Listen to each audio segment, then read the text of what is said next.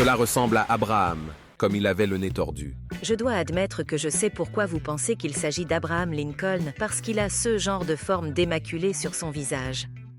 Si vous pensez à Pawn Stars d'une manière générale, une chose devient très claire, c'est une entreprise. Ils gèrent un magasin de prêt sur gage où des clients entrent et sortent chaque jour, certains avec de grandes attentes quant à la valeur de leurs objets. Mais comme toute entreprise, il arrive que certains clients ne soient pas satisfaits du résultat de leurs négociations.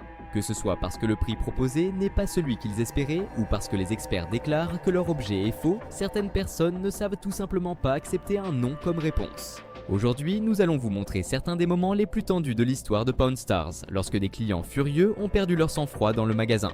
Numéro 1, le portrait de la famille Lincoln.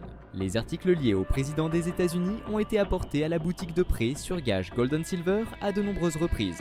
Des objets de George Washington au souvenir de John F. Kennedy, les Pawn Stars sont toujours enthousiastes à l'idée d'examiner ce type de pièces. Un jour, un vendeur arrogant est venu avec une photographie supposément unique du président Abraham Lincoln et de sa femme Mary Todd Lincoln, prise en 1963 en pleine guerre de sécession. Son prix de vente, $1 million. Rick Harrison, cependant, avait des doutes sur son authenticité. Pour en être sûr, il a fait appel à une experte en comparaison faciale, qui a utilisé un logiciel spécialisé pour analyser les traits du visage sur la photo et les comparer avec des images authentifiées. Le résultat fut sans appel, elle était fausse. Le vendeur n'a pas bien pris la nouvelle. Indigné, il a affirmé qu'il en savait plus sur le sujet que l'experte. Lorsque celle-ci a défendu son expertise dans la détection de faux, il a répondu sarcastiquement « C'est votre carrière, vous avez le droit de vous discréditer ». Rick, impassible, a clôturé l'affaire avec une phrase claire. Si l'expert dit que ce n'est pas authentique, il n'y a pas de vente. Le client, furieux, est sorti du magasin sans son $1 million et sans sa soi-disant photo unique. Numéro 2, l'incident de Daniel Callahan. Les Pawn Stars ont fait face à plusieurs poursuites judiciaires au fil des années, mais peu ont été aussi inhabituelles que celle de Daniel Callahan, un vétéran du Vietnam qui a affirmé avoir été maltraité par Rick Harrison et son père, le vieux Richard Harrison. Callahan a allégué dans une plainte que les deux hommes lui avaient fait une clé de bras, l'avaient traîné hors du magasin et l'avaient jeté sur le trottoir en même temps que son fusil et sa canne qui ont été endommagés dans l'incident. Selon Corey Harrison, qui n'a pas assisté à la scène, Callahan est entré furieux et armé, criant qu'il voulait voir le propriétaire. La situation a dégénéré rapidement et vu son comportement, ils ont décidé de le faire sortir pour des raisons de sécurité. Callahan a réclamé $21 000 de compensation, mais son procès n'a pas abouti. Non seulement les Pawn Stars avaient été témoins, mais les caméras de surveillance ont enregistré toute la scène, montrant que c'était Callahan qui avait provoqué l'incident. Cette situation aurait pu tourner au drame, mais heureusement, personne n'a été blessé. Numéro 3, la casquette et le gant de Babe Ruth. Le légendaire Babe Ruth est l'une des figures sportives les plus iconiques de l'histoire. Ces objets autographiés peuvent valoir une fortune sur le marché des collectionneurs. Un vendeur est entré dans la boutique avec une batte de baseball et un gant, supposément signé par Babe Ruth. Il espérait en tirer $123 000. Rick, cependant, a voulu s'assurer de leur authenticité et a appelé un expert. En entendant cela, le vendeur s'est immédiatement mis sur la défensive.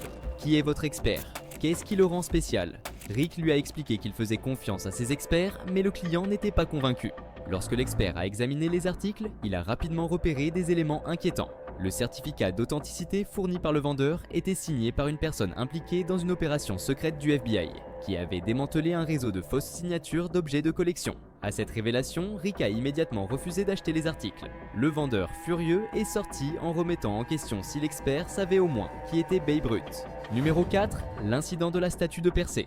La mythologie grecque a inspiré de nombreuses œuvres d'art à travers l'histoire. Dans la deuxième saison de l'émission, un client est venu avec une statue de Persée et Pégase, affirmant qu'elle avait été créée en 1888 par un célèbre sculpteur français.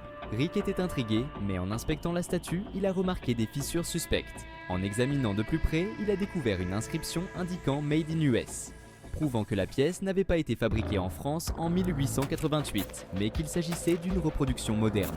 Quand Rick a expliqué cela au vendeur, celui-ci a refusé de l'accepter et a commencé à argumenter. Il s'est mis tellement en colère que Antoine, le garde de sécurité, s'est préparé à intervenir en cas de problème. Rick a mis fin à la discussion avec une phrase sans appel. « Si nous ne sommes pas sûrs d'un objet, nous ne l'achetons pas ». Le client est parti frustré, affirmant que les Pawn Stars avaient fait une énorme erreur en refusant sa statue. Numéro 5, l'incident des pièces d'or. Dans l'un des événements les plus incroyables de l'émission, une femme a tenté de vendre une collection de pièces d'or aux Pawn Stars. Ils ont acheté les pièces pour 12 000 $, ignorant qu'elles avaient été volées. Quelques jours plus tard, le véritable propriétaire, l'oncle de la vendeuse, est venu exiger la restitution de sa collection. Cependant, les Pawn Stars ne pouvaient pas lui rendre les pièces car elles avaient déjà été fondues et revendues pour en tirer un meilleur prix. L'homme a essayé de les poursuivre en justice, affirmant que le magasin devait conserver les articles en gage pendant 30 jours avant de les vendre. Cependant, une faille juridique exemptait les pièces d'or de cette règle. La conclusion, la nièce a été arrêtée et envoyée en prison, tandis que son oncle a tout perdu sans pouvoir récupérer son or. Numéro 6, l'incident du revolver ancien. Un homme est entré dans la boutique avec ce qu'il prétendait être un revolver ancien, ayant, selon lui, appartenu à un officier de la guerre de sécession. Il était convaincu que son arme était authentique et espérait la vendre pour 50 000 $. Rick, fidèle à ses habitudes, a préféré vérifier l'authenticité de la pièce et a fait appel à un expert en armes anciennes. Après une analyse approfondie, l'expert a conclu que le revolver était une reproduction moderne et non une arme historique. Le vendeur est immédiatement entré en colère. Il a insisté sur le fait que son grand-père lui avait raconté l'histoire du revolver et qu'il était impossible que ce soit un faux. Il a accusé Rick et l'expert de vouloir le tromper pour lui offrir un prix plus bas. Rick a tenté de lui expliquer calmement que, si l'arme avait été authentique, il l'aurait achetée avec plaisir. Mais le client n'a rien voulu entendre et il a quitté la boutique en criant que la maison de prêt sur gage était une escroquerie. Numéro 7. Le faux autographe d'Elvis Presley. Les objets ayant appartenu à des célébrités sont toujours très recherchés dans Pawn Stars, et peu de stars sont aussi iconiques qu'Elvis Presley. Un vendeur s'est présenté avec un disque vinyle qu'il affirmait avoir été signé par Elvis lui-même. Il avait un certificat d'authenticité et demandait 75 000 $ pour l'objet.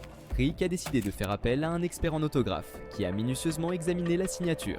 Après l'analyse, l'expert a déterminé que la signature ne correspondait pas à celle d'Elvis Presley et qu'il s'agissait d'un faux. Le vendeur n'a pas accepté la réponse et a accusé Rick et l'expert de comploter contre lui. Il a insisté sur le fait que la signature était réelle et qu'il tentait juste de lui proposer un prix plus bas. Rick, fidèle à lui-même, a simplement refusé l'affaire.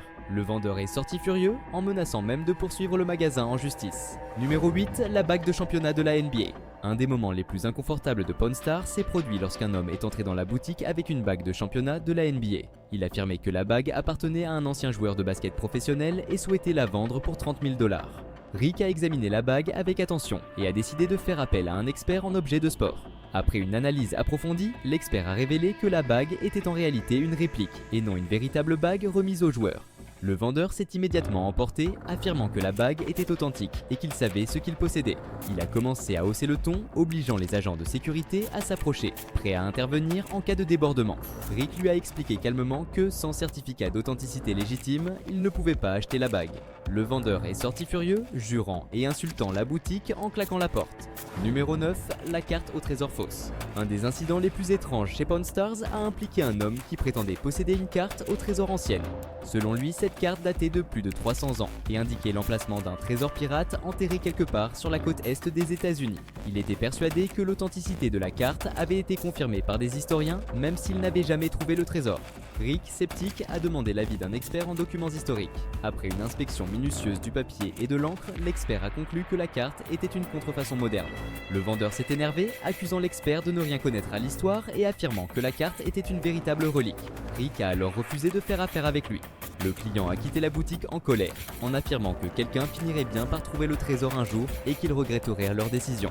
L'un des cas les plus extrêmes de Pawn Stars a eu lieu lorsqu'un homme a tenté de vendre une montre de luxe supposée valoir 40 000 $. Rick a examiné la montre et a remarqué plusieurs anomalies dans son mécanisme. Pour s'assurer de son authenticité, il a fait appel à un expert en horlogerie, qui a conclu que la montre était une contrefaçon bien faite, mais sans réelle valeur marchande. Le vendeur a refusé d'accepter la vérité et a quitté la boutique furieux. Quelques heures plus tard, il est revenu avec la police, accusant les Pawn Stars de l'avoir escroqué. Les officiers ont examiné l'affaire et, après avoir visionné les images des caméras de sécurité, ont conclu qu'aucune fraude n'avait eu lieu. Rick leur a expliqué la situation et les policiers ont quitté la boutique sans prendre de mesures. Le client, cependant, est sorti furieux, en criant que tout était une conspiration et que la boutique cherchait juste à lui voler son bien. Ces histoires montrent bien que, même si Pawn Stars est une émission de télévision, tout n'est pas du spectacle. Certains clients ne supportent pas que l'on remette en question l'authenticité de leurs objets. D'autres croient qu'ils savent mieux que les experts, et il arrive que certaines situations deviennent explosives.